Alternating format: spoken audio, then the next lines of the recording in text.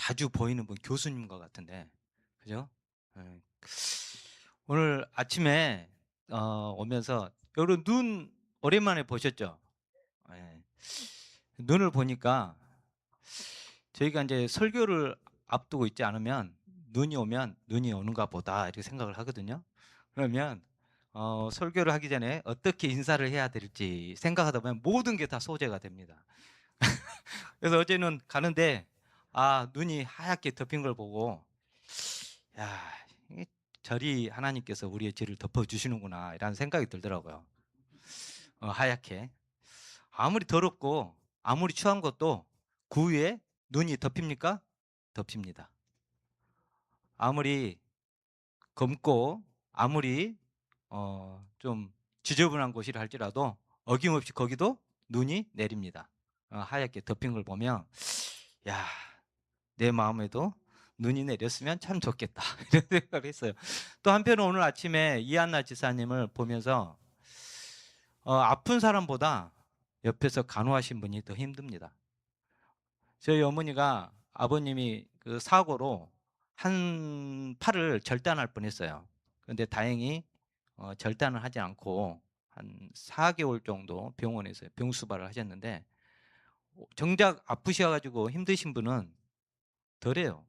그런데 자기가 아프니까 나서야 되잖아요. 그죠? 그러니까 어떤 목적이 좀 있고 자기를 위한 것인데, 옆에 병수발 들고 이렇게 도와주신 분들은 얼마나 힘든지 몰라요. 그래서 그것을 해보지 않으신 분들은 그 심정 모를 수 있어요. 저희는 이제 병원에 있다 보니까 환자분들과 이제 그 배우자분들이 고생하는 것, 또 그런 걸 보면 얼마나 안타까운지 모릅니다. 그래서 저희 어머니가 한 번은 그렇게 하시다가 저한테 우시더라고, 전화하시면서. 우울증 오겠다고.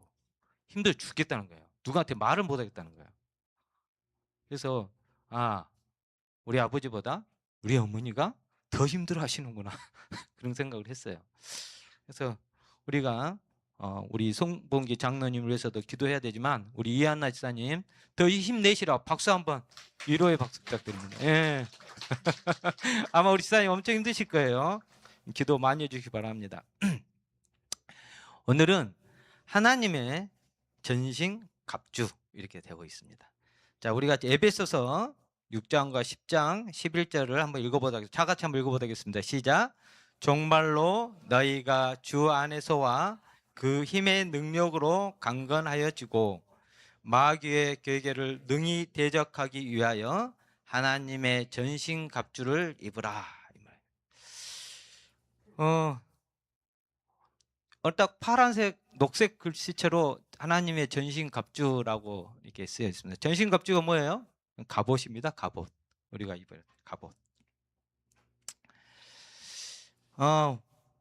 저희가 1871년엔 6월 1일에 신미양요라는 사건이 이제 일어난 적이 있습니다.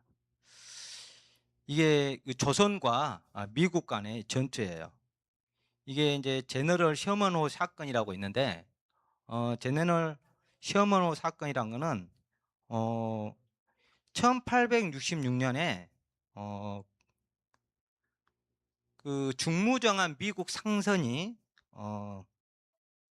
예, 불법적으로 대동강을 거슬러 올라가면서 수로 탐사를 한다는 이유로 해가지고 불법적으로 침략을, 어떻게 보면 침투를 한 거죠. 그런데 평양에 있는 관민들이 이제 힘을 합심해가지고 화공전을 펼쳐가지고 이 배를, 제너럴 셔먼호를 갖다가 아예 불태워서 아예 그냥 침몰시켜 버립니다. 그리고 거기 타고 있던 모든 미군들, 미국 사람들도 다 죽었겠죠. 몰살시켰어요. 이제 이런 일이 있은 후에 한 5년 후에 이제 그 미국 배가 들어와서 이제 이걸 이제 빌미 삼아 가지고 전쟁을 일으키는 겁니다. 그래서 이제 이게 어떻게 보면은 이제 이게 그 강화도와 김포 쪽 이 사이에 해협이 있는데, 강화도 해협을 지나서 이렇게 들어오다 보면 강성보라는 곳이 있는데 이곳에 전쟁을 치르게 돼요. 그래서 그곳에 이제 그 순무중군이라고, 지금 말해서 송주예요. 송주 어재현이라는 이 장군이 여러 이게 군졸들 이끌고 싸우다가 결국은 다 죽어요. 그래서 지금 여기에 이제 보면 이 사진에 보면은 이게 미군들 뒤에 뭐 기가 하나 보이죠? 저게 바로 대장기예요. 대장기. 그 군의 대장을 나타내는 대장기입니다. 지금 대장기를 이제 어떻게 해요? 뺏어가지고 지금 딱 걸어 놓은 거예요. 근데 이때 미국 해병대들이 그 당시 신식 무기인 그 소총, 롤링블럭 소총이라고 굉장히 신식 총이 있었습니다. 약간 반자동에 가까운 소총인데 우리 조선군들은 이렇게 화승총, 저총 같은 거를 이렇게 사용을 했어요. 그런데 이게 미군들이 이 조선군을 향해서 이 소총을 딱 겨눠서 어디를 겨누었겠어요? 심장을 겨누었겠죠. 그런데 이거 총을 딱 맞고 조준을 해서 탁 맞았기 때문에 아 죽었겠다 생각을 했는데 아니 넘어져서 딱 꼬라박히더니 다시 탁 살아나는 거예요. 그래서 일어나서 다시 맹렬하게 다시 이렇게 도전해 오는 거예요. 그래서 깜짝 놀랐다 그래요. 그래서 거기에 어떤 그 신민양요 때 어떤 군사의 일기를 통하면 엄청난 공포감을 느꼈다 그랬답니다. 조선군들이 틀림없이 가슴에 총을 맞았는데 쓰러졌는데 다시 일어나서 달라드는 거예요. 죽기 살기로. 그러나 불사신 같은 조선군도 결국은 다 몰살에 죽었어요. 이제 이 갑옷을 향해 쏘았더니 안 죽으니까 머리를 조준했겠죠. 여러분 여기에 보면은 면제배갑이라고 되어 있습니다. 이 면제배갑은 보시기에 뭐 이불같이 생기지 않았어요? 그 이불 찢어가지고 누벼놓는 것처럼 생긴 이게 면제배갑인데 이 면제배갑은 단순히 솜이불이 아닙니다. 이거는 여러분이 아시겠지 모르겠지만 삼배를 12겹을 이렇게 겹쳐서 만든 옷이에요. 그 흥성대원군 때 이 면제배갑이 이렇게 너무 그 화살만 보다가 갑자기 총이 화성총, 조총이라든지 이런 총이 나타나면서 아, 새로운 좀 방탄복을 만들어야겠다 생각을 해가지고 만든 게 면제배갑 또는 면갑이라고 합니다. 이게 12겹 깎이지는 견뎌낸대요. 11겹 정도는 뚫리는데 12겹 정도 되면은 이 화승총이 뚫지를 못한답니다. 그래서 하나 더 떼서 혹시 모르니까 하나 더 떼서 13겹으로 만든 것이 이 면제배갑이에요. 여러분 또 뭐가 있어요? 지갑이라고 있습니다. 지갑. 이거 종이 지자를 쓰는 거예요. 뭘로 만들었다는 뜻이에요? 네, 종이로 만든 갑옷이라는 뜻입니다. 그래서 이게 한지로 만든 갑옷이에요. 그래서 우리 민족은 예로부터 이 지갑이라는 갑옷을 만들어 전쟁에서 이렇게 많이 사용했는데 여러분 지갑 그러니까 우리가 돈 주문하는 지갑이 아니에요. 종이로 만든 갑옷입니다. 이게 지갑을 만드는 과정을 살펴보면 참 놀라워요. 그 여러분 아시는 그 한지 있죠? 한지가 가볍고 이게 질겨서 뭘 더 만들어요? 부채도 만듭니다. 한지로. 그래서 한지를 여러 겹 겹쳐서 오칠을 하고 하면 가죽처럼 단단해져요. 그래서 그릇 같은 생활용품이나 전쟁터에서 입는 갑옷도 이처럼 만듭니다. 뭣도 만들어요? 여러분 한지로 만든 그릇도 많이 보셨죠? 예, 그릇도 만들어요. 오칠을 입힌 몇 겹의 한지로 만든 것이 지갑입니다. 그리고 총알도 화살도 뚫지를 못해요. 이 지갑을. 그래서 이게 여러분들이 여기 사진에 보면 뭐처럼 보여요? 가죽처럼 보이죠? 그럼 실제로 한지를 여러 겹 겹친 지갑입니다.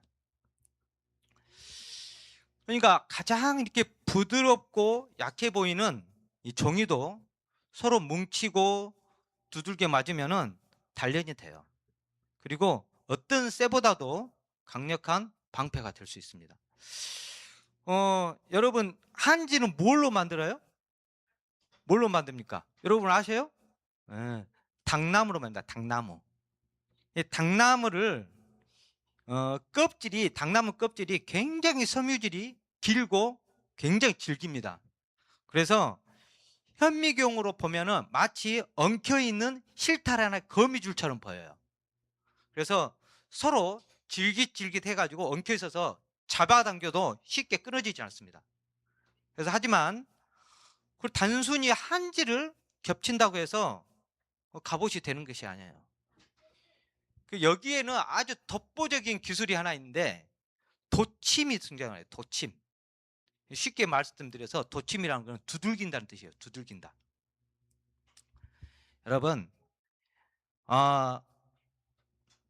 여러분들이 지갑을 만들기 위해서 한지를 이 여러 장 겹친다고 해서 되는 게 아니고, 한지를 한 장 한 장 사이에 물과 풀을 발라요. 물과 풀을 바르고 이렇게 계속 겹쳐 놓습니다. 그러면 보통 갑옷 하나에 10겹에서 많게는 한 30겹까지 이렇게 겹쳐 놓는데, 그래서 이 겹쳐 놓은 상태에서 이틀 3일간을 밤을 새 가면서 두들깁니다. 두들기면 이 종이와 종이 사이에 있는 공기층이 사라져요.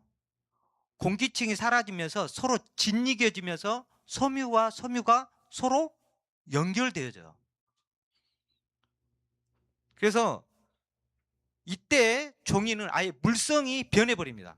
그래서 처음에는 팔랑팔랑 가리는 종이였지만은 수천 번의 뭘 통해서? 매질을 통해서, 두드림을 통해서 한지가 마치 무드질한 가죽처럼, 또 그 딱딱한 하드보드처럼 짱짱하고 질긴 상태로 변합니다.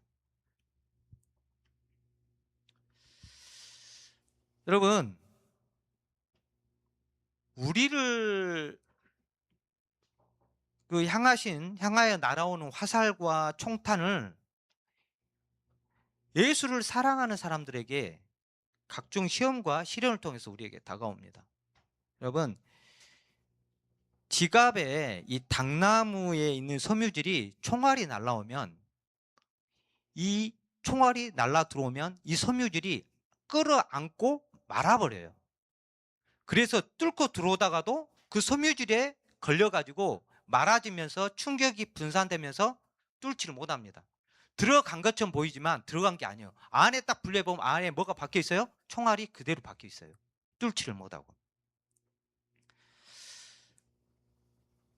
자, 여기에 보면, 자, 요한복음 16장 33절 우리 다 같이 읽어보도록 하겠습니다. 시작. 이것을 너희에게 이르는 것은 너희로 내 안에서 평안을 누리게 하려 함이라. 세상에서는 너희가 환난을 당하나 담대하라. 내가 세상을 이기었노라. 이렇게 하십니다. 여러분, 우리 세상에 살아가면서 담대할 수 있는 근거는 무엇일까요? 우리가 무엇으로 우리가 담대할 수 있어요? 우리가 하나님의 전신 갑주를 입으셨어요? 우리가 이 세상을 살아가면서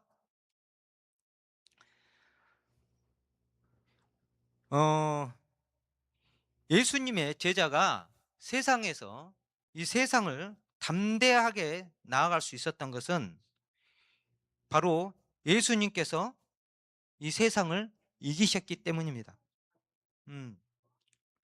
예수님이 말씀하실 때 내가 장차 이길 것이라고 말씀하시 않으셨어요. 십자가에 오르시기 전에 하신 말씀이에요. 예수님께서 내가 장차 이길 것이라고 말씀 안 하시고, 예수님은 내가 이미 세상을 이기었노라고 말씀하십니다. 이는 예수님의 승리가 어떻게 됐다는 거예요? 확정되어 있다는 거예요.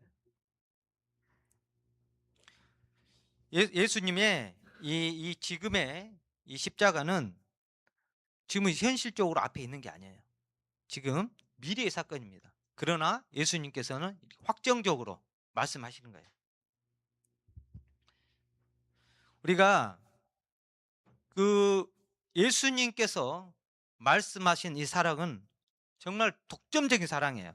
누구도 대항할 수 없고 흉내낼 수 없는 승리라는 것입니다. 결국 예수님의 승리는 영적 어둠인 권세인 사탄에 대한 뭐예요? 승리를 이야기하시는 거예요.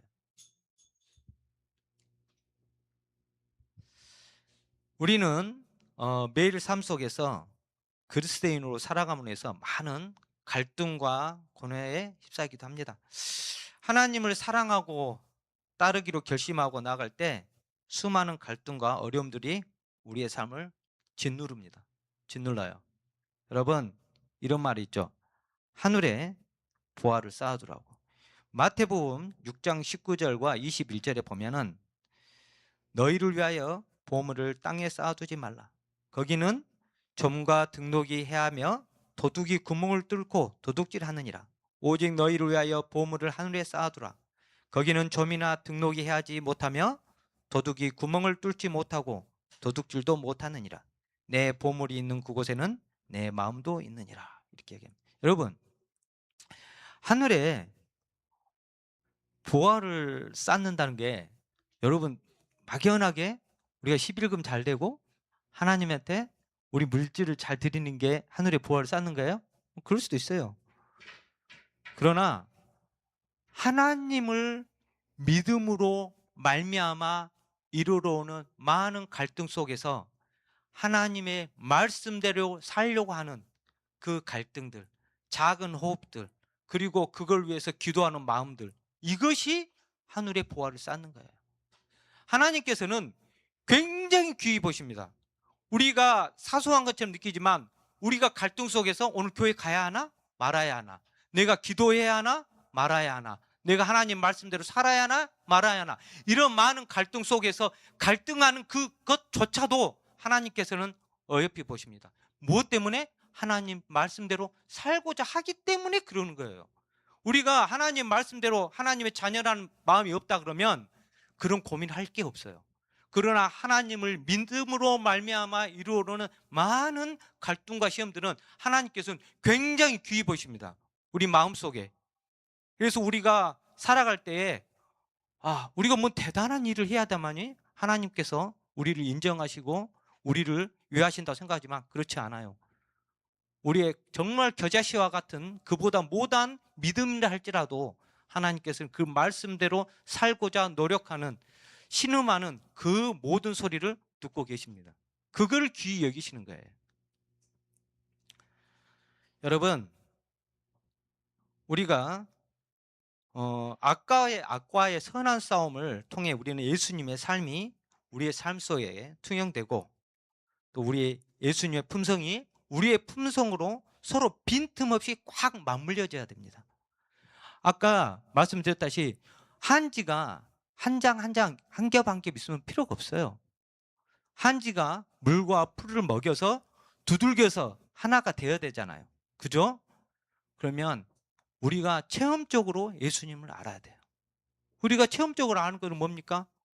우리는 기도해야 합니다. 기도해야 우리의 기도가 응답되는 사실을 알 수가 있어요. 우리가 기도하지 않으면 우리에게 향하신 하나님의 그 놀라운 도우심이 우리는 운으로 돌려요. 우리의 운명을 돌립니다. 하나님께서 개입하심을 몰라요. 그러나 우리가 참으로 어려울 때마다 기도하게 되면 그거는 하나님의 분명한 개입이라는 사실을 알게 됩니다. 알게 돼요. 그게 바로 한지와 한지 사이에 뭘 빼는 거예요? 공기를 빼내는 거예요.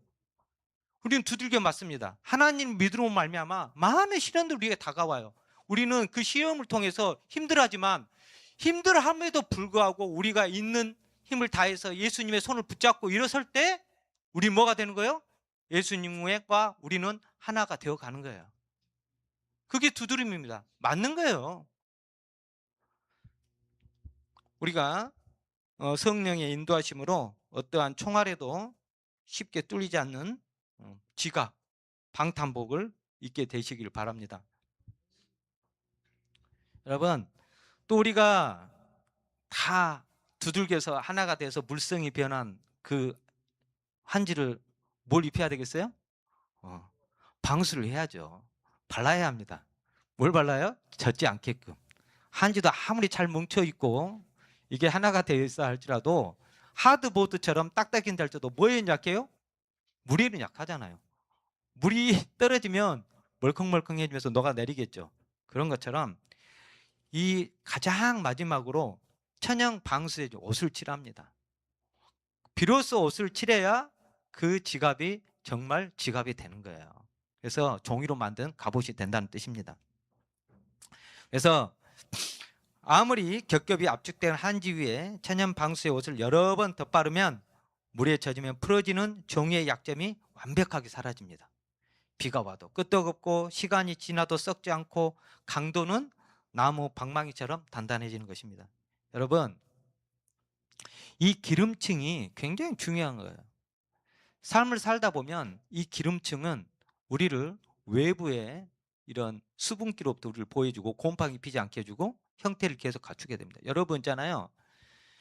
새들이 알에서 태어나면 깃털이 달렸던가요? 뭐가 달렸어요? 솜털 벗겼습니다. 그런데 어른이 된 이 엄마 새는 깃털이 있어요. 깃털은 기름층이 딱 발라져 있어서 어떤 물이 흘러내려도 비가 내려도 흘러내리지 파고들진 않아요. 그래서 그 어미새는 비가 오면 솜털로만 덮여져 있는 이 새들을 깃털로 어미새가 덮어줘요. 그러면 어떤 비바람이 쳐도 막아지는 겁니다. 예수님께서 시편 91장 4절에 저가 너를 그것으로 덮으시리니 내가 그날에 그 날개 아래 피하리로다 이렇게 했어요. 그 깃으로 덮으신다. 그리고 그 날개 아래에 피하리로다 이렇게 이야기를 하고 있어요. 여러분, 솜털은 따뜻하게 덮여잖아요. 어미새는 깃털도 있지만 가슴에 뭣도 있어요? 솜털도 있어요. 가장 따뜻한 털. 그래서 엄마가 이 새를 안아줄 때 깃털로 덮고 이 가슴에 있는 솜털로 따뜻하게 덮여져요. 그래서 이 새가 어린 대기까지 정말 건강하게 자라나는 겁니다. 여러분, 예수님은 그런 치명적인 비바람과 같은 그런 위험 속에서도 하나님께서는 우리를 뭐하고 계셔요? 그 날개 아래로 우리를 품고 계십니다. 그래서 우리가 항상 예수님께서 어떠한 사랑을 우리에게 주셨는지 늘 감상할 필요가 있어요. 오늘 제가 교과 시간에도 공부했지만 세상에서 가장 큰, 아니 온 우주에서 가장 큰 낭비는 예수님께서 십자가에 오르셔서 돌아가신 것이 가장 큰 낭비라고 했어요. 이런 낭비가 없어요. 하나님께서 온 우주를 창조하신 하나님께서 인간을 위해서 인간으로 태어나셔서 돌아가셨다는 것은 엄청난 낭비입니다. 그냥 말씀을 해도 괜찮을 것 같아요. 그런데 하나님께서 몸소 오셨어요. 아기로 오셔서 그 어려운 가난한 집에 태어나셔서 온갖 어려움을 겪으시고 목수로서 일하시다가 3년 반 동안 공생을 통해서 정말 어떤 많은 어려움들을 겪으시잖아요. 그 낭비가 왜 낭비가 아니죠? 왜요? 하나님께서 우리의 값어치를 그렇게 치셨다는 거예요. 낭비하셨다는 것이 아니라 하나님은 우리를 위한 값어치를 그렇게 쓰셨다는 겁니다. 값을 그렇게 치셨어요. 그래서 하나님께서는 우리에게 굉장히 귀한 것으로 우리를 평가하십니다. 여러분, 이게 복합 소재 갑옷이에요. 결국은 이 지갑이 복합 소재입니다. 그래서 총알이 지갑을 강탄하면은 그 납탄이 지갑을 뚫지 못하고 마치 껌처럼 납작하게 딱 찌그러져 가지고 종이층 사이에 딱 끼어 있어요. 그러니까 뚫린 게 아니라 종이들이 총알을 온몸으로 감싸 안아 버린 것입니다.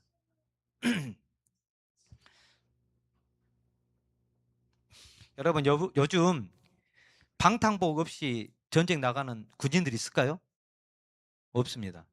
요즘에 모든 군인들은 전쟁 시에 방탄복을 입고 나갑니다. 그런데 놀랍게도 이 케블라라는 이 소재가 있는데 이 최첨단 방탄복인 이 방탄복이 소재가 케블라예요. 그런데 이 케블라라는 소재가 이 메커니즘이 우리가 조상들이 발명한 이 지갑과 완전히 메커니즘 100% 동일합니다. 그래서 이 최첨단 방탄복 소재인 케블라가 굉장히 질긴 섬유질로 이루어져 있어요. 지금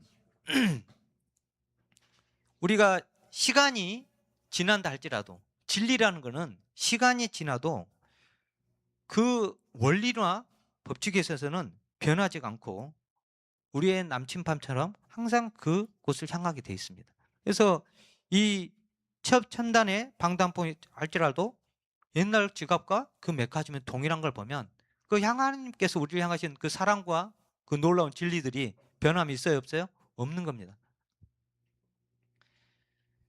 자,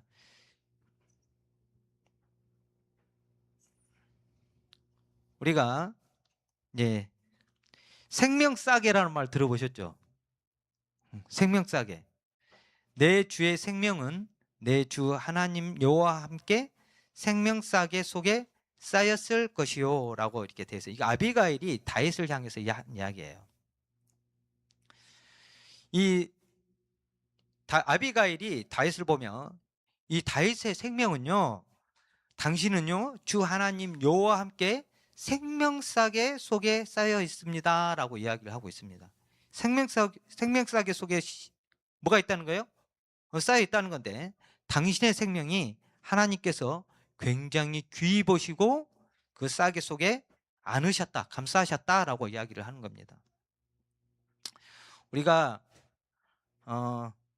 항상 인생을 살아가면서 하나님께서 우리를 생명을 특별히 보호하고 있다는 사실을 잊지 않기를 바랍니다. 여러분, 좀 지천년 견오백이라는 말 들어보셨어요? 많이 들어보셨죠? 뭐 같아요?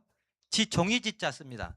종이 일천년이란 말도 일천년 견오백 또는 지천년 견오백인데, 종이는 천년을 가고 견 뭐예요? 비단은 500년을 간다라는 뜻입니다.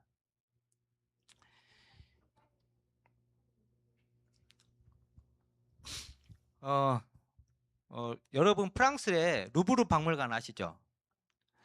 루브르 박물관에서 함스부르크 왕가의 보물인 막시밀리안 2세의 책상이 있습니다. 그곳에는.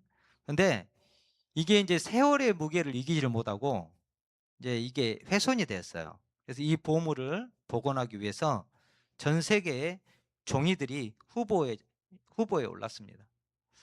근데 이게 책상이나 이런 것들을 손상된 부분을 우리가 복원을 할 때 종이를 많이 사용합니다. 깨진 부분이나 쪼개진 부분들을 이 종이는 여러 형태로 형태를 가지고 올 수 있고 그 곁에 칠할 수가 있기 때문에 복원하기에 굉장히 좋은 소재가 종이라고 합니다.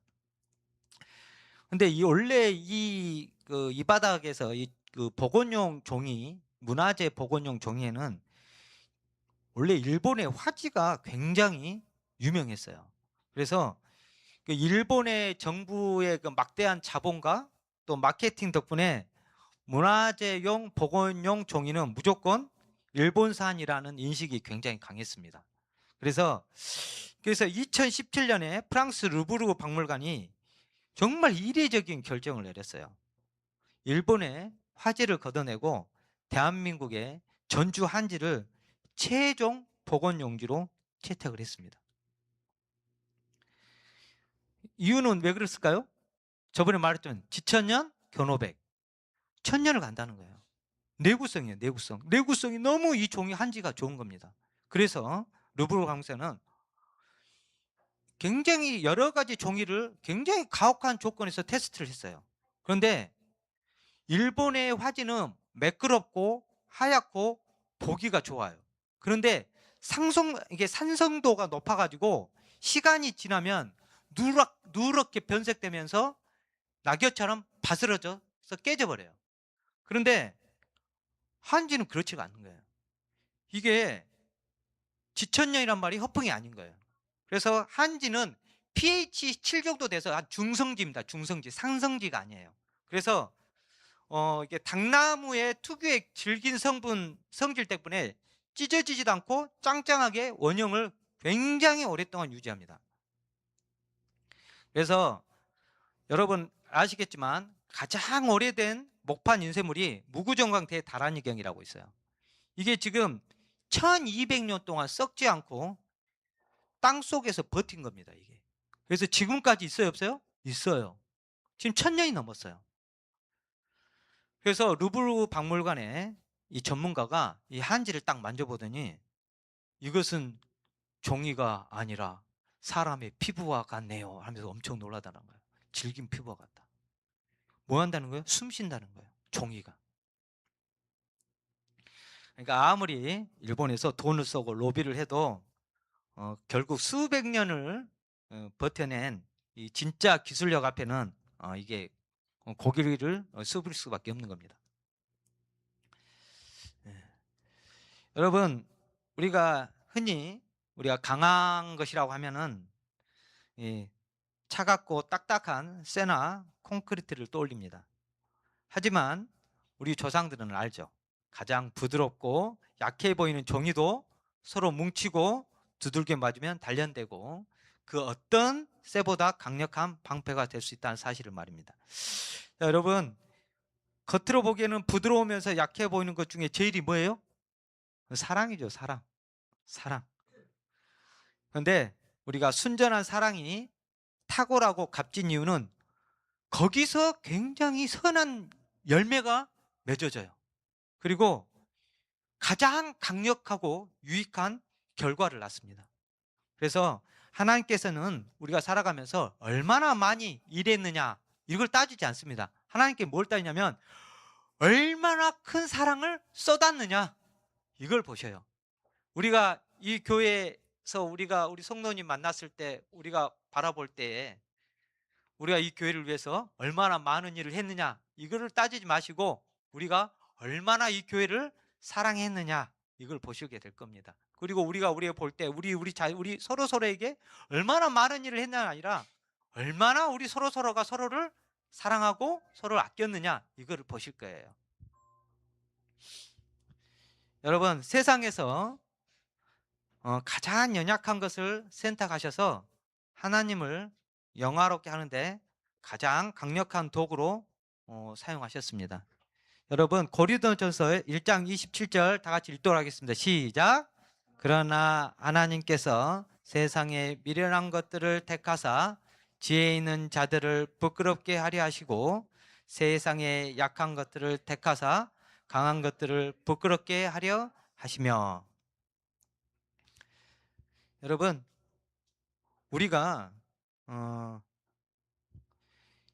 우리의 약함을 우리가 주님께 하나님께 드릴 때 우리의 약한 것, 우리의 보잘것없는 것을 하나님께 내어드릴 필요가 있어요.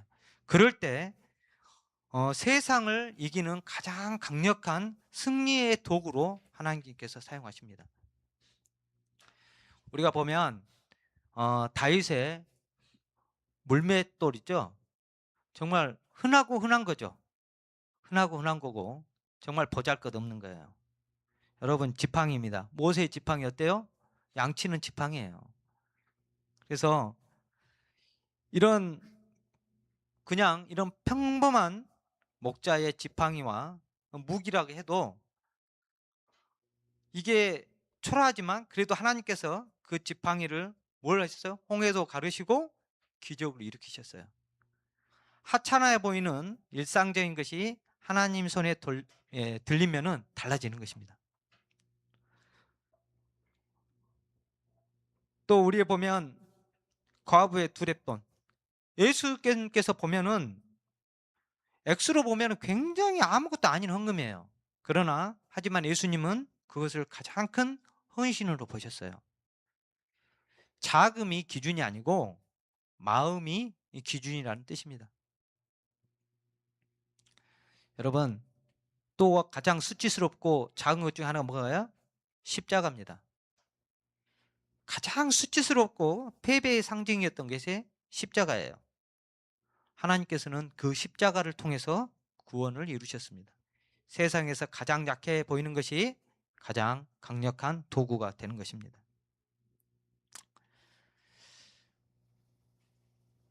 제가 마지막으로 말씀을 드리고 마치도록 하겠습니다. 하나님은 언제나 가장 강한 것을 찾으시지 않는다. 오히려 세상에서 가장 연약해 보이는 것을 통해 하나님의 능력이 가장 분명히 드러나게 하신다. 소년의 손에 쥔 작은 돌 하나, 목자의 손에 익숙한 지팡이 하나, 아무도 주목하지 않던 과부의 두 랩돈, 그리고 실패처럼 보였던 십자가. 그것들은 스스로 위대하지 않았지만 하나님의 손에 들렸을 때 역사를 바꾸는 도구가 되었다. 그러므로 하나님 앞에서 중요한 질문은 나는 얼마나 강한가가 아니라 나는 하나님께 들려질 준비가 되어 있는가이다. 여러분, 우리가 스스로 위대하지 않지만 하나님의 손에 들렸을 때 역사를 바꾸는 도구가 된다는 사실을 잊지 않기를 간절히 바랍니다. 이상입니다.